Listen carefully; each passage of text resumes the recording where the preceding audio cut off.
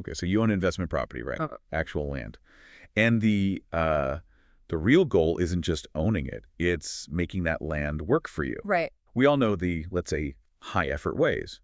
Running a farm yourself, or maybe waiting, what, decades to harvest timber? Yeah, that's a long game and a lot of work. Exactly. That's manual labor, not really passive income. Yeah. So today, we're cutting through all that. We want to find those, hidden opportunities, the less obvious ways to generate some reliable passive cash flow, often by leasing out the rights to your property, sometimes without changing how the land looks at all. That's a key point. We've looked at the source material and synthesized 5 pretty diverse, powerful strategies. And these aren't just vague ideas. Okay. These are specific ways you can diversify your income, but crucially without giving up ownership. And they cover a whole range from pretty low-impact recreational stuff to, well, major long-term infrastructure commitments. So it really depends on the land, woods, fields. Exactly. There's something here for almost any type of land farming, timber, or just recreational space. All right, let's dive in then, starting maybe at the simpler end. Generating that steady yearly income by leasing out exclusive recreational use. First up, hunting rights leases. Yeah, and what's interesting here is how well organized this whole area has become. It's definitely moved beyond just a casual handshake deal with a neighbor, Right. You've got companies like Base Camp Leasing. They've been doing this for over 20 years, treating it like a formal professional transaction. Okay, professional how? They mentioned inspecting the land for huntable acreage. What does that actually involve? Sounds like more than just looking at a property line on a map. Oh, it is. Yeah, they're not just measuring square footage. They're really assessing the quality of the habitat. Quality like? Like topography, is there year-round water, good bedding cover for game, existing travel corridors for deer, that sort of thing. Okay. And that quality assessment combined with, the going rate for similar land nearby, that's what determines your annual lease value. They basically take the guesswork out of pricing it. So they give you a firm number. That transparency sounds good. But if I open up my land like that, what's the biggest stumbling block? It can't all be easy money. Liability. That's the big one. And it's precisely why using a professional company is often, well, smarter than a DIY agreement. Makes sense. You absolutely need clear insurance clauses, liability waivers, things that protect you, the landowner, if the person leasing the land has an accident. Because hunting has inherent risks. Definitely. So getting that robust liability coverage locked down in the contract, that's what makes it truly passive and, safe income. Okay, that's crystal clear. Liability is key. Now let's switch gears a bit. From recreation to agriculture, this usually means bigger pieces of land, right? And maybe more complexity. Generally, yes. We saw 2 main ways to make money from farmland without actually being a farmer. First one, crop leases. Right. This is sort of the classic win-win scenario. Right. Locally, you own good tillable land, but maybe you have zero interest in farming it yourself. Your farming neighbors, they often need more land to make their operation scale efficiently. You have the land, they need the scale. It's mutually beneficial. But the sources flagged this. These ag leases were described as often being a very DIY process. That sounds a bit risky. You can't just, download a standard contract for this, can you? Ooh, definitely not. And this is where things can get complicated fast. A crop lease is usually a direct negotiation between you and the farmer. Right. And it has potentially huge long-term effects on your land. You absolutely need a lawyer. Why specifically lawyer? What are the big things? Well, you're deciding who pays for major upgrades, like drainage tiles. Who decides what crops get planted each year? And this is a big one. Liability for things like chemical runoff and environmental issues. Wait, hang on. Chemical runoff liability. Why is that such a specific legal issue for the landowner? I'm not the one spraying. Right. But if the farmer leasing your land applies pesticides or fertilizer and it drifts onto a neighbor's sensitive crops, or maybe contaminates a shared water source. Yeah, the liability can sometimes be shared. Or, even worse, could fall mainly on you as the landowner, even though you didn't apply the chemicals. Wow. That's why the source mentioned the National Agricultural Law Center. They deal with really complex stuff. Water rights, environmental rules, how you end it lease properly. It's way more involved than just agreeing on a price per acre. It's about protecting yourself from potentially very long-term risks. So even if you trust your neighbor, that trust needs serious legal backup. Okay, that's a really important point. But what if a full crop lease with all that complexity sounds like too much? Yeah. Maybe you have pasture land you don't want plowed up every year. Exactly. That brings us to the next option, grazing rights. Okay. Think of grazing as the maybe lower impact cousin in the agricultural lease family. It's great for fields that aren't prime cropland or maybe rougher pasture areas. And it's still driven by neighbors needing space. Yep, still usually about local needs. Livestock farmers who want to expand their herd but maybe can't afford to buy more land right now, this lets them do that. The mutual benefit seems clear again. Passive income for you, room to grow for them. But where's the friction point here? Is it just about the animals? The main thing to nail down usually involves infrastructure maintenance. Specifically, we're talking about fences and gates. Oh, okay. Who fixes them? Precisely. If the farmer's cows need new fencing to be kept in, or if they damage the existing gates, who pays for that? Who does the work? Those responsibilities have to be super clear in the contract before anything's signed. Because if I, the landowner, am suddenly on the hook for constant fence repairs. Right. It starts eating into that passive income pretty quickly. It becomes not so passive anymore. Got it. Okay, so we've covered these local sort of shorter-term deals, hunting, crops, grazing. Now, let's shift to the really big leagues.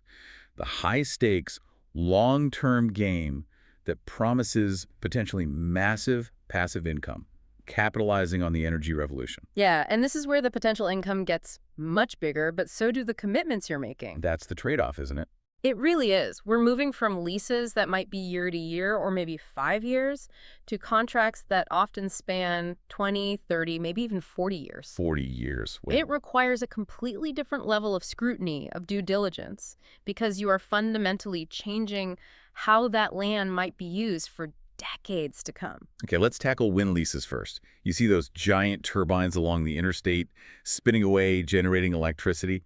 How does that deal actually work for the landowner? Well, the energy company is paying for access, obviously, and the right to build these huge structures, but they're compensating you for a very long-term commitment. How does the payment usually break down? It's often a mix. Landowners typically get an annual payment per turbine located on their property, and sometimes maybe a small royalty kicker based on the actual power generated, the megawatt output. So it can be quite lucrative. Oh, definitely. It's usually far more profitable per acre than farming or grazing, even if the turbines themselves only take up a few acres for the concrete pads, because the company needs control over a much larger surrounding buffer zone. We hear the obvious downside is, well, looking at them, the visual impact. But for a 30-year commitment, what are the less obvious, maybe more disruptive things a landowner needs to brace for? Right. It goes way beyond just how it looks. Think about the construction phase first. Okay. You're talking heavy-duty earth-moving equipment, probably new access roads cutting across your property, constant truck traffic for potentially many months. It's a major construction project. And after construction. Then you have ongoing things like noise. These are massive machines, and they generate a significant amount of sound, which can carry a long way across open land. So your contract needs really explicit details on construction timelines, maybe noise level limits, and absolutely critical access rights.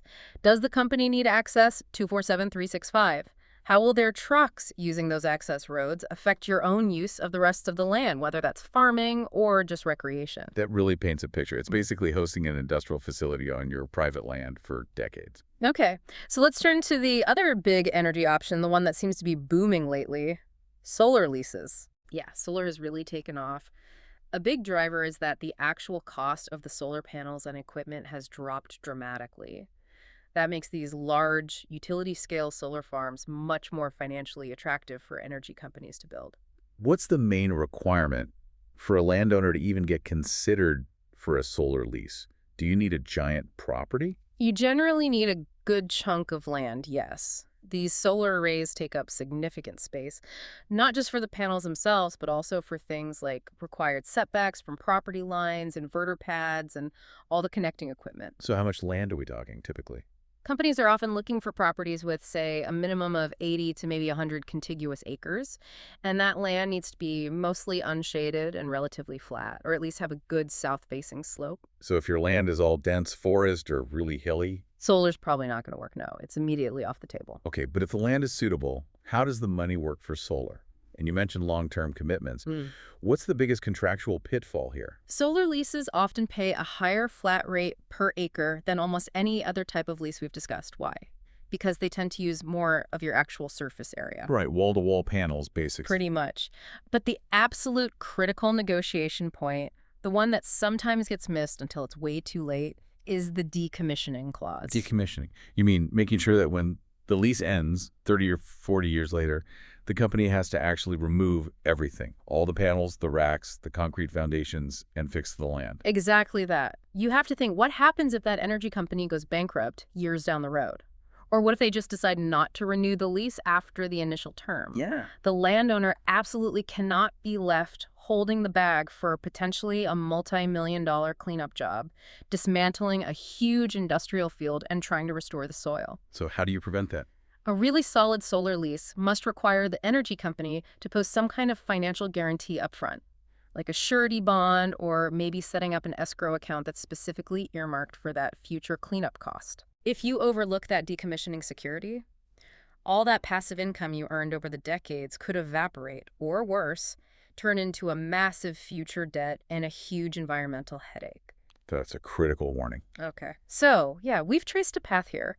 From relatively simple local deals like hunting rights or maybe a grazing lease, all the way up to the major long-term complex world of wind and solar energy leases. Right. We've hit 5 powerful options: hunting, farming, grazing, wind, and solar. But I think the main takeaway is pretty clear. Which is? The deeper you dive into these potentially higher return agreements, the more critical that upfront homework, that due diligence becomes. Absolutely. If we sort of pull this all together for you listening, the common thread isn't really the type of land you own. It's the absolute need for informed research before you sign anything. Yeah. These aren't small decisions. They can fundamentally change the income, the liability profile, and just the whole character of your property, potentially for decades. And that leads directly to the piece of advice the sources kept emphasizing over and over again. Let me guess. Talk to other landowners. Exactly. Talk to someone who has already walked this path. The learning curve, especially for wind and solar, is steep. There's really no substitute for hearing about the real-world experience. That makes so much sense. Don't just rely on the leasing agent from the energy company or even just your lawyer sometimes. Right. Before you commit, find other folks in your area or maybe the next county over who have already signed a similar deal, a crop lease, a wind agreement, whatever it is you're considering. Ask them the tough questions. Yeah. Get that peer-to-peer insight. What's the day-to-day reality like? How disruptive was the construction? What about the noise, the maintenance issues? And crucially, how effective were those contract clauses like termination or decommissioning when tested? That kind of insight is gold. Truly invaluable. So there you have it. We've mapped out 5 pretty different ways you can potentially monetize your investment property. Generating yearly cash flow from recreational and ag rights, or tapping into that potentially huge long-term passive income from renewable energy. You're now equipped to think way beyond just cutting timber or plowing fields. And building on that need for deep research, and especially the focus on legal clarity, everything from those liability waivers and hunting leases to the decommissioning bonds for solar, it raises maybe one final thought for you to consider. Okay. If you're entering into, say, a 30-year contract that gives a major company significant access and infrastructure rights on your land, and a lot of your property's value is tied to its current use, what single critical legal mechanism might you need to make sure is explicitly excluded from that contract to prevent the company from potentially devaluing your entire property down the line? Something important to think about as you look over those very long, very dense contract proposals. Protect your investment for the long haul. All right, you are now definitely well informed. We'll catch you on the next deep dive.